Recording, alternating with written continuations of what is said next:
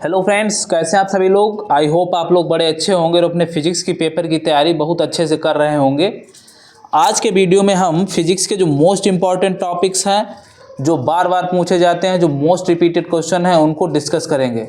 देखो प्यारे बच्चों, आप लोग जानते हैं कि आपका फिजिक्स का पेपर 70 नंबर का आता है और उसमें 60 से 70% जो पेपर है, आप भी जानते हैं कि मोस्टली उसमें क्या पूछी जाती है, या तो आपका कोई डेरिवेशन पूछ लिया जाएगा, कोई परिभाषा पूछ ली जाएगी, या कोई सिद्धांत पूछ लिया जाएगा। ठीक है, बाकी 30% में आपका न्यूमेरिकल रहता है। तो आज के वीडियो में हम आपको बताएंगे कि पेपर में आपको क्या पढ़ना है, कैसे करना है फिजिक्स का पेपर, और क्या क्या पढ़ के जाएँ कि आपका पेपर जो है बहुत अच्छा हो फिजिक्स का।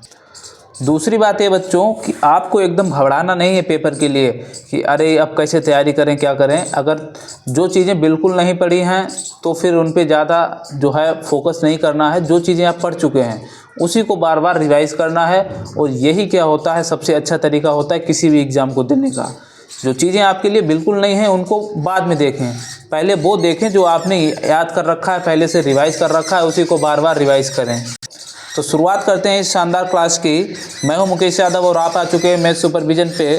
तो देखो बच्चों, सबसे पहले हम आपको ये बताते हैं कि आपका जो पेपर है, अगर थ्योरी की बात करें, न्यूमेरिकल को अगर हम थोड़ी देर के लिए भूल जाएं तो उसमें क्या आती हैं, आपकी परिभाषाएं आती हैं, मतलब डेफिनेशंस आती हैं। फिर कुछ डेरिवेशन हम लोगों को करने होते हैं, मतलब निगमन करना होता है। कुछ रूल पूछ लेता है, नियम पूछ लेगा, जैसे लेंस का नियम पूछ लिया, वायो सेवर्ट लॉ पूछ लिया, किरचॉफ लॉ पूछ लिया, इस तरीके से। या कुछ प्रिंसिपल आपसे पूछे जाएंगे, उनका निगमन, जैसे हाइगेंस प्रिंसिपल हो गया। ठीक है, इस तरीके से। तो आपको हम बारी बारी से बताएंगे कि कौन सी डेफिनेशन पढ़नी है, कौन से निगमन करने हैं, कौन से नियम और कौन से सिद्धांत।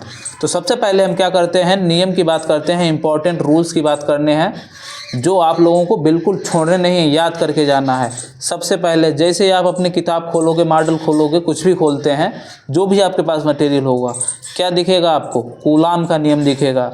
कूलाम का नियम क्या होता है कि दो चार्जों के मध्य लगता है F = K Q1 Q2 / R²। इसको जो है बिल्कुल याद रखना है कि कूलाम का नियम क्या होता है। दूसरा, गॉस थ्योरम या गॉस प्रमेय। गॉस प्रमेय बहुत अच्छे से आप लोगों ने पढ़ रखी होगी कि किसी बंद पथ से गुजरने वाली वैद्युत बल रेखाओं की संख्या उस पर उपस्थित चार्ज का 1/ε0 गुना होता है, मतलब फाई इक्वल्स टू कितना होता है, Q/ε0। ये गॉस थ्योरम होती है। ठीक है, तो इसका जो है गॉस नियम क्या होता है, इसको आपको याद करके जाना है। कूलाम का नियम याद कर लेना है। तीसरा, ओम का नियम B = IR, इसको भी याद कर लेना है। चौथा क्या है, किरचॉफ का नियम। ये सारे रूल क्या है, मोस्ट इंपॉर्टेंट हैं, और ये छोटे छोटे से रूल हैं, आपको याद कर लेना है, कोई बहुत बड़ा नहीं है। दूसरी ये बात बच्चों, आप खूब अच्छे से याद रखिए। अब आप जो है यूट्यूब पे या इधर उधर से मटेरियल लेना बंद करिए। आपने जो पहले से याद कर रखा है उसी को याद करिए। अब नहीं है किसी की नई डेफिनेशन है आप उसको रट रहे हैं, जो आपने पहले से याद कर रखी है उसी को याद करना, उसी मटेरियल को। अगर आपने मॉडल से याद किए हैं सारे क्वेश्चन तो मॉडल को ही दोबारा दोहराएं। ये नहीं है अब किसी की दूसरी नोट्स मिल गई अब उसको याद कर रहे हैं, ना तो आपको मॉडल का याद रहेगा ना ही नोट्स का। जो आप पहले पढ़ चुके हैं उसी को बार बार रिवाइज करें, बार बार बता रहे हैं आपको ये बात। फिर एम्पियर का पर्वतीय नियम, एम्पियर सर्किटल लॉ। फिर वायो सेवर्ट लॉ, मतलब वायो सेवर्ट का नियम। फैराडे का विद्युत चुम्बकीय प्रेरण का नियम, मोस्ट इंपॉर्टेंट है, बच्चा बच्चा जानता है। ठीक है, फिर प्रकाश में अगर आ जाए, हम लाइट में बात करें तो एक तो क्या होता है, परावर्तन और अपवर्तन, मतलब रिफ्लेक्शन और रिफ्रैक्शन, इन दोनों को लाइट में दोनों नियम पूछे जाते हैं, इनको याद कर लेना है। ठीक है, तो इतने सारे हमारे नियम हैं, अगर आप इनको याद कर लेंगे तो निश्चित रूप से आपको नियम यहीं से देखने को मिलेगा। दूसरी बात है कि मान लो आपका मतलब जिस डिस्ट्रिक्ट में हो आप, और लास्ट ईयर का पेपर देख लेना है कि मान लो अब इसमें से 2-3 नियम आ चुके हैं, 2 नियम, तो इन पे कम फोकस करना, क्योंकि फिर इन नियमों के आने की प्रोबेबिलिटी थोड़ी सी कम होगी। ठीक है, जहाँ पे जो आ जाता है वो उस पूरे पेपर को नहीं तैयार करना, मतलब लास्ट ईयर का जो पेपर है आपके डिस्ट्रिक्ट का उसको पूरा नहीं तैयार करना है। अब पता लगा वही तैयार कर रहे हो जो पिछली बार पूछा जा चुका है, तो उसकी आने की प्रोबेबिलिटी बहुत कम होती है। ठीक है, अब देखो प्रमुख परिभाषाओं की अगर बात करें तो सबसे पहले अगर हम फर्स्ट यूनिट से बात करें तो आवेश चार्ज क्या होता है ये आपको याद करना होगा। वैद्युत क्षेत्र इलेक्ट्रिक फील्ड, फिर वैद्युत बल रेखाएं इलेक्ट्रिक फील्ड लाइंस, इनको आपको याद करना है। वैद्युत क्षेत्र की तीव्रता क्या, इलेक्ट्रिक फील्ड इंटेंसिटी, इसका फार्मूला क्या होता है E = F/Q, कि यूनिट चार्ज पे लगने वाले फोर्स को, वैद्युत क्षेत्र में किसी भी एकांक आवेश पर लगने वाले बल को ही क्या बोलते हैं, वैद्युत क्षेत्र की तीव्रता बोलते हैं। और इसका मात्रक क्या हो जाएगा, न्यूटन पर कूलाम हो जाएगा। यहाँ से बल का मात्रक न्यूटन और Q मतलब आवेश का मात्रक कूलाम। फिर वैद्युत द्विध्रुव क्या होता है कि जब दो क्या होते हैं विपरीत और समान आवेश बिल्कुल पास पास में होते हैं तो ऐसा समायोजन क्या कहलाता है, वैद्युत द्विध्रुव। वैद्युत द्विध्रुव आघूर्ण P = 2Ql, इस सबको याद कर लेना है आपको अच्छा सा, ठीक है। अब परिभाषाओं में आप लोग आगे देख सकते हैं, ये भी क्या है, बहुत इंपॉर्टेंट है। ए रेखीय आवेश घनत्व, ठीक है, पृष्ठीय आवेश घनत्व, इसको याद कर लेना। स्वप्रेरण और अन्योन्य प्रेरण गुणांक मतलब सेल्फ इंडक्शन और म्यूचुअल इंडक्शन, इन दोनों को याद करना है पहले परिभाषा, फिर सेल्फ इंडक्शन कोएफिशिएंट और म्यूचुअल इंडक्शन कोएफिशिएंट, इनकी भी परिभाषाएं आपको याद करनी है। प्रत्यावर्ती धारा किसे कहते हैं, ठीक है, इसको याद कर लेना है। अनुनादी आवृत्ति किसे कहते हैं, विद्युत चुम्बकीय तरंगें क्या होती हैं, इसकी परिभाषा। रेखीय आवर्धन, ठीक है, संयुग्मी फोर्स। ये अब कहाँ आ गया आपका, ये ऑप्टिक्स वाला है चैप्टर। कौन सा, ऑप्टिक्स, मतलब लाइट की बात कर रहे हैं जिसमें रेखीय आवर्धन होता है, संयुग्मी फोकस। प्रकाश का परावर्तन किसे कहते हैं, प्रकाश का अपवर्तन किसे कहते हैं, पूर्ण आंतरिक परावर्तन क्या होता है, क्रांतिक कोण क्या होता है, ये तो सब आप लोगों को रटा होना चाहिए। ये याद करके नहीं जाएंगे तो आपका पेपर अच्छा नहीं होने वाला, क्योंकि थ्योरी है, इसको तो याद ही करना है, न्यूमेरिकल तो है नहीं। और परिभाषाएं अभी आप मैथ के पेपर में दे चुके हैं, 2 नंबर वाला क्वेश्चन 5 नंबर में पूछ ले रहा है, तो कोई भी परिभाषा कितने नंबर में आ जाए इसका कोई अता पता नहीं है, क्योंकि पता नहीं एग्जामिनर कैसा होगा। उसने पता लगा पूरे साल भर नहीं पढ़ा, पेपर बनाने को दे दिया गया, अब उसने पता लगा कहाँ से कहाँ रख दिया, 2 नंबर का 5 नंबर पूछ रहा है, 5 नंबर का 2 नंबर में। तो इसलिए आपको तैयार सब कुछ करके जाना है। यहाँ पे लेंस का प्रथम फोकस क्या होता है, द्वितीय फोकस क्या होता है, कोणीय वर्ण विक्षेपण, ठीक है, पढ़ के जाना है। वर्ण विक्षेपण क्षमता क्या होती है, देहली आवृत्ति, ठीक है, थ्रेशोल्ड फ्रीक्वेंसी जिसको बोलते हैं, कार्यफलन पढ़ लेना है, और फिर देहली ऊर्जा, देहली तरंग दैर्घ्य, इन सबको आपको पढ़ के जाना है।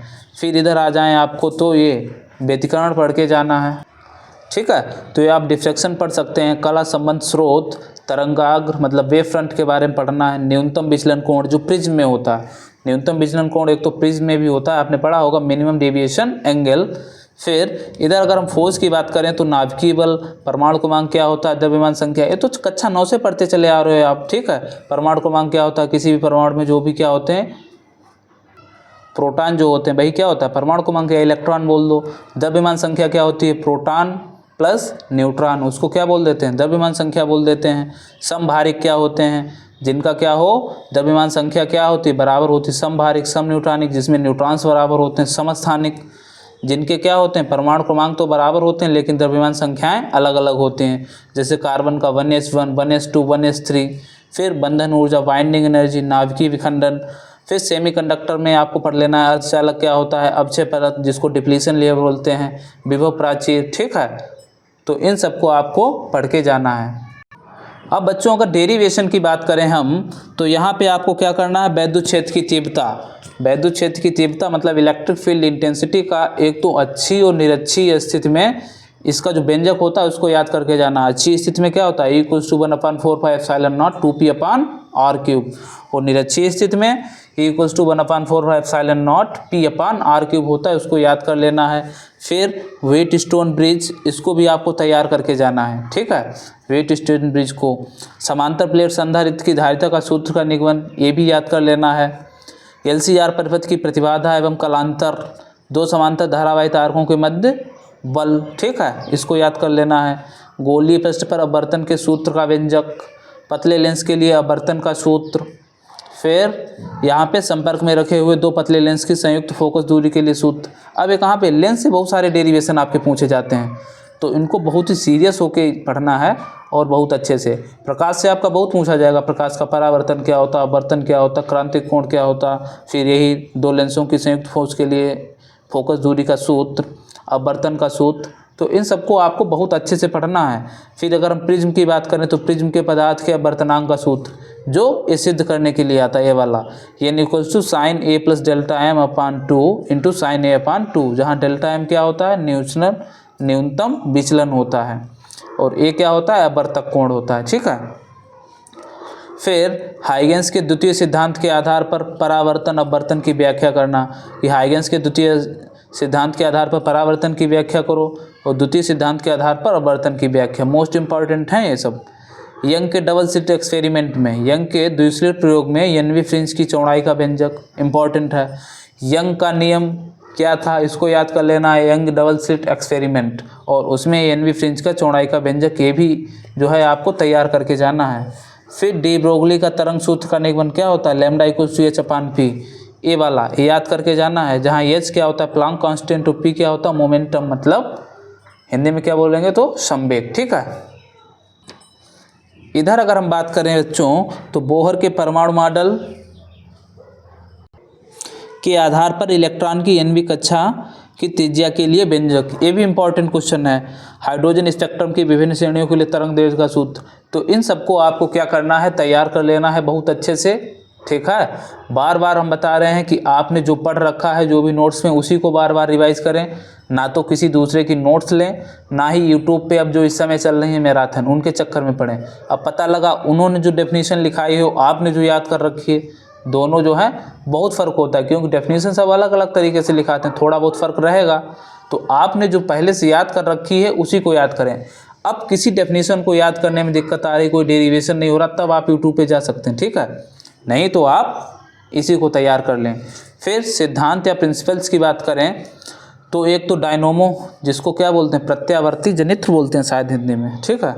डायनोमो का सिद्धांत, संरचना व कार्यविधि, ट्रांसफार्मर का सिद्धांत, संरचना व कार्यविधि। ठीक है, इसको भी याद कर लेना है। हाइगेंस की द्वितीयक तरंगिकाओं का सिद्धांत, रदरफोर्ड की अगर बात करें तो इनका एक तो अल्फा प्रकीर्णन का सिद्धांत था रदरफोर्ड साहब का, ये वाला, और दूसरा रदरफोर्ड का परमाणु मॉडल याद कर लेना है, और इसकी क्या कमियां थीं उसको याद कर लेना है रदरफोर्ड के परमाणु मॉडल में। फिर इधर पीएन जंक्शन डायोड की बात करें तो इसमें एक तो PN junction diode as forward wise और रिवर्स वाइज, मतलब अग्र अभिनित और पश्च अभिनित में पीएन जंक्शन डायोड को याद कर लेना है। फिर पीएन जंक्शन डायोड में एक मोस्ट इंपॉर्टेंट क्वेश्चन बनता है कि पीएन जंक्शन डायोड अर्ध तरंगकार, अर्ध तरंग दिष्टकारी, मतलब PN junction diode as half wave rectifier और ये एज फुल वेव रेक्टिफायर, इसको आप दोनों को याद कर लें, मोस्ट इंपॉर्टेंट। ठीक है। तो आशा करते हैं अगर आप ये इतना करके जाएंगे तो आप बहुत अच्छा करके आएंगे एग्ज़ाम में। आप एकदम भरोसा बना के इन सबको याद करिए, आपका पेपर बहुत अच्छा होगा। और अगर बन जाता है तो आपके लिए कुछ न्यूमेरिकल की सीरीज़ भी लाएंगे। बाकी जो है आप इन सबको जो है बार बार अपनी नोट्स में रिवाइज़ करिए, इनको धैर्य के साथ याद करिए। आप YouTube पे 4 घंटे ख़राब करने से अच्छा है कि 1 घंटे में इतने सारे ला याद कर सकते हैं। ठीक है, बहुत ज़्यादा इनमें याद करने को नहीं होता है। तो मिलते हैं नेक्स्ट वीडियो में, तब तक के लिए जय हिंद, नमस्कार, थैंक यू।